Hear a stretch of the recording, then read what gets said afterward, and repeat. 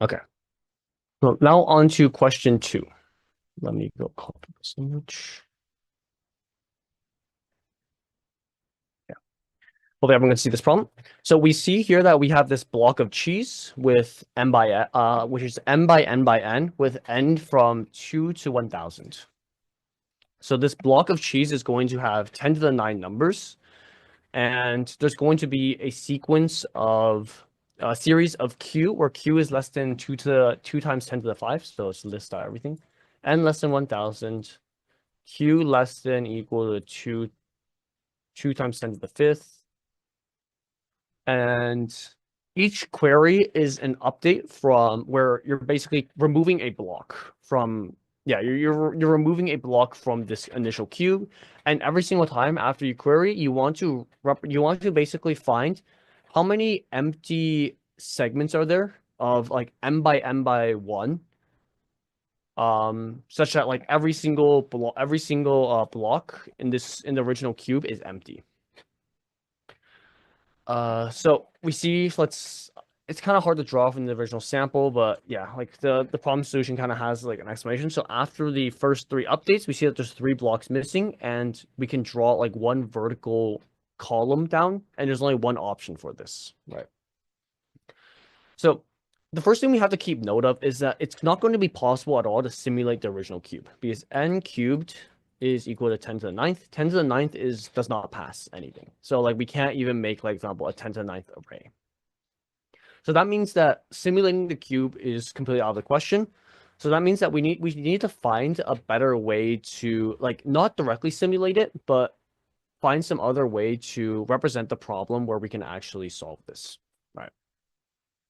So let's first draw out like kind of a 3D cube. So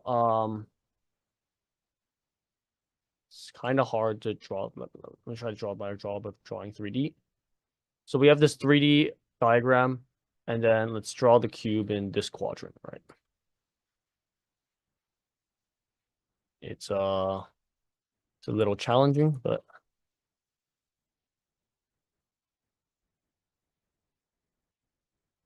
this should be solid lines like this. Okay, so we have this like kind of cube looking thing. The drawing skills are not quite there, but you guys kind of get the idea.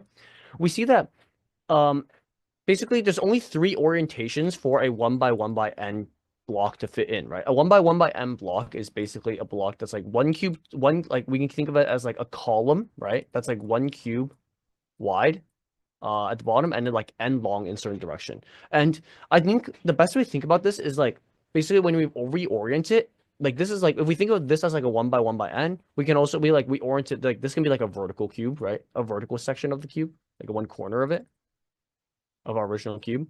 But the other 2 orientations is going to be basically, like, for example, sideways like this, right? Where it's like 1 block tall, and it's like kind of like on here. The drawing skills are kind of hard. And the other orientation is going to be, like, for example, this orientation. And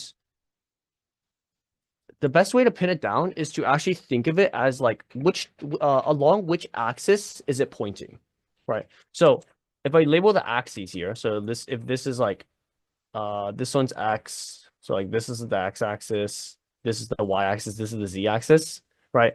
We have cubes, so we can have a cube pointing in the direction of the we can have a 1 by 1 by n in the direction of the x-axis like this. We can have it in the direction of the z-axis vertically like this, or we can have the direction of the y-axis like this. And there's only 3 possible orientations. And the other thing to note is that if we put, like, for example, if we decide to put a block in the direction of the y-axis, right? That means that along this entire block, y is fixed. No, not y. X and z and x are fixed, and only y changes, right? So that like for a block in the y direction would be like, for example, 1, y, like 2 or something like that, right? And y will go from 0 to n. Y from 0 to n minus 1. And similarly, a block in the x direction is going to be like x, and then with y and z fixed. What is the production cutoff? I'll go over all the like contest summary stuff at the end. For now, I'm just gonna go over all three problems. So like a block in the x direction, right? If it looks like so, the direction of the x-axis will be this way, right? Like going between these two directions. It'll have x fixed and then like two numbers for y and z. For example, like 2, 2, right?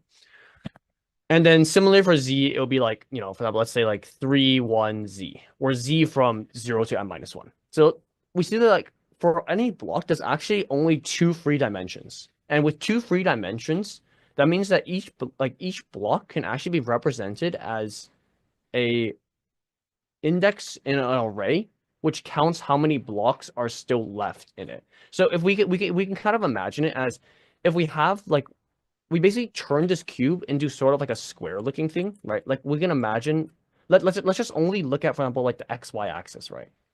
So if we look at the cube only on an XY axis, we have X and Y here. So XY, Z will be Z will be like into the paper, but you can't see it. But instead we segment we segment this block into an n by n. So like if n is 4, it's a 4 by 4 square with Z pointing into the page. And every single one of these initially has n blocks in the Z. Like every single, like we think of these, every single square in this grid, less of a square and more as like a pillar with n blocks currently in the pillar. And every single time we remove a block with a query, we're basically removing one single block from one of these pillars, right? So this will turn, like if we remove a block here with like coordinates x, y, with the coordinates like, let's say, so this is 0, 0. This is n minus 1, n minus 1. If we remove this block, this is removing like 1 by 1 by any z. Any square with 1 by 1 by any z is going to be in this column. Can anyone understand? I hope everyone can understand that. So if we look at it like that, that means that when a column becomes 0, that means that it's another potential place to put this n by 1 by 1 brick when we answer the query. But if the column is not 0, that means that we cannot put a 1 by 1 by n brick there. And this makes the problem a lot easier. So now instead of having to simulate the whole array, all we have to do is simulate the three planes. So we have the XY plane that I've already drawn, and then we have a similar like symmetrical YZ plane where like looking into the page is the X direction. And every single one of these also starts off with a column as n by n by n. And every block here, like for example, like this block represents any cell that's going to be of the form of like X with any X and then 1, 1. 1, 1 for Y and Z, right? And then similarly, we have like an XZ plane as well, like XZ. And then similarly here, this block would represent 1, Y, 1. And that means that every single time we make an update, we only have to update these three planes and then see if any of these, see if the column that they're in turns to 0 on anything. So for example, if we have a block, let's say, let me erase these things, right? Let's say we update a new, let's say we get a new block as a query. That's like 2, 4, 2, 4, 3, 1, 2, 1, 3, 2, right? So on the XY plane, right, we only look at the X and Y coordinates. Z is free. So on the XY plane, this 1, 3 corresponds to this block, right? So we can subtract 1 from this block. On the YZ plane, this the X is basically free. We only look at the Y and Z. So this corresponds to 3, 2 on YZ, which corresponds to this block. And on the XZ plane, 1, 3, on the XZ plane, it corresponds to 1, 2, which is right here. So this coordinate actually just corresponds to three separate points on these three planes, and we subtract 1 from each of them, and we see that any of them becomes 0. Then that's a new option to put a column there, right? And now we add 1 to the answer, and we continue doing this for every single point. Does this question kind of make sense to everyone? I know it's like a little hard to wrap your head around, but I hope like yeah, like so if you have any questions, yeah, please ask because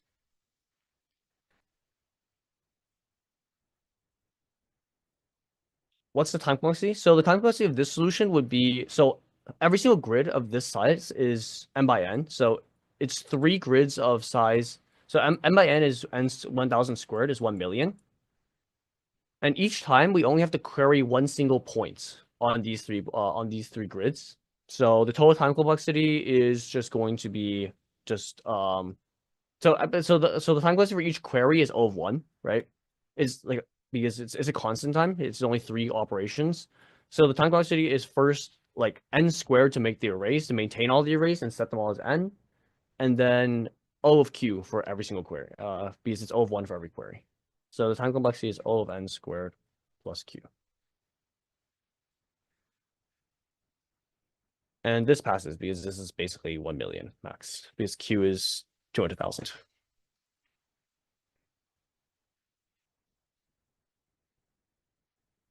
Does anyone have any questions about this?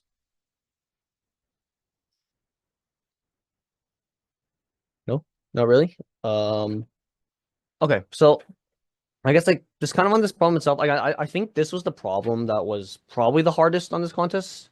Like like once you have the observation, the code for it is actually really really short, and but the initial observation kind of like you kind of have to be able to like imagine like the 3D grid, right? And we think about like so every single point, basically every single one by one by n in whichever orientation is basically saying we fix two of the coordinates and then the last coordinate is going to go from 0 to n or like 0 to n minus 1. And so this leaves like kind of like the a logical observation that we basically don't need like we and the problem also like guarantees that whichever block it is that yeah the block that Farmer John removes, there's always going to be a block there. He's never going to try to remove an empty space. And that means that we don't actually have to simulate every block. We only have to simulate every column, since we know that every single time we subtract from the column, it's going to be like a valid subtraction, right? Like we wouldn't be able to do this if we didn't have the guarantee um that there exists a block at the space to remove. Because like right now we aren't even really checking if the block actually exists or not. We're not simulating anything. We're just saying that okay, it does have to exist. That means that we can, for example, for 132, right? We can if when we remove 132, we're basically saying we're removing one from the 1 3 square in the XY plane. Like we don't care like we know we and the arrays we have are storing like currently how many points exist in this column already, and if we're currently at 1 and we go to 0, that means that this column is now completely empty. So it's because of this that we're able to yeah like just make this observation and turn this problem from a 3D problem into basically a 2D problem. Okay, I'll give like one more minute for any questions, and if no one has any questions, I'm going to just go directly on to question 3.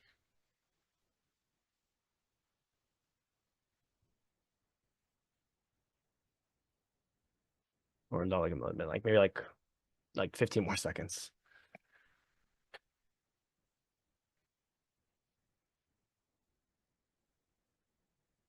Okay, I'm assuming no one really has anything, so I guess I'll just yeah I'll close this drawing and open the next one.